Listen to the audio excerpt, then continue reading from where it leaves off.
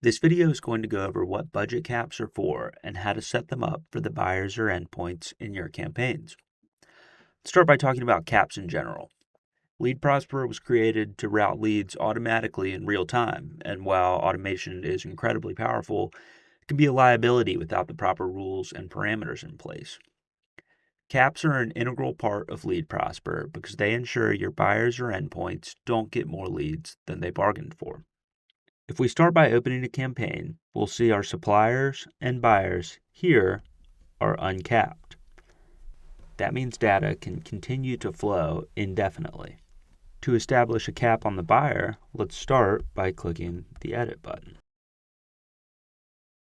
These standard lead caps are pretty intuitive. If a client wants no more than 100 leads per day, for instance, you can set a daily cap here to enforce that request. Or if they want the bulk of their leads earlier in the week, you might set specific day caps, allowing for 200 leads on Monday, 150 on Tuesday, and 50 each for Wednesday, Thursday, and Friday. You're still going to send the client 500 leads per week, but daily caps give you additional control over distribution and help you meet a variety of client requests.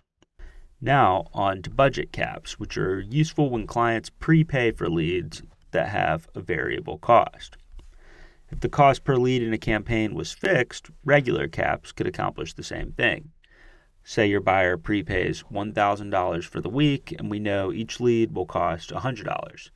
We could set a weekly cap at 10, and we'd deliver exactly $1,000 worth of leads every week. If lead cost varies, however, maybe you're distributing leads via ping post to sell them to the highest bidder, for instance, lead caps could underutilize or exceed the buyer's budget, depending on the market rate for leads that week. That's when we turn to budget caps.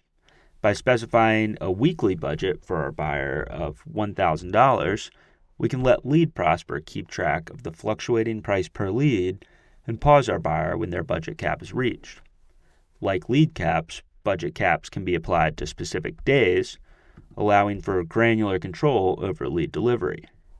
If your buyer wants their $1,000 weekly budget spread over the course of the week, instead of possibly going through it in a single day, you could toggle on specific day caps and break it down into $200 per business day. In this case, you'll still want to leave a cap on the total weekly budget, and that's where this warning here comes into play. With budget caps, it's possible to exceed a fixed budget, but only by one lead. This note is most applicable when lead cost varies, but to explain it, let's imagine we have a $1,000 budget and $90 leads. That would mean you could sell 11 leads for $990, and you'll still have $10 left over in your budget. Because you have a positive budget remaining, the campaign hasn't been paused, but the next $90 lead that's sold will exceed the budget by $80. For most partnerships, an $80 overage over the course of the week is far from a big deal, but if you only had daily caps and no weekly ones, a similar scenario could play out every day. That's why it's a good idea to have an overarching weekly or monthly cap along with any daily limits you might set. In addition, it's not a bad idea to set a budget cap that's slightly smaller than your customer's actual budget. If your customer sends you $1,000, for example, and you know your average lead sells for about $50, you could apply a $950 budget cap to mitigate any potential overages.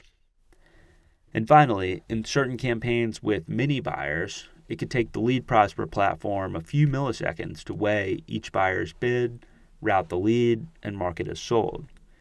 If that campaign has a very high volume of incoming leads, a budget cap could be exceeded, although not by much. For that additional reason, it's a best practice to build a small buffer amount into budget caps you might set. And that's about it. As always, use the support button within the platform to get your questions answered or suggest any features you may have dreamed up while using Lead Prosper. Thanks for watching.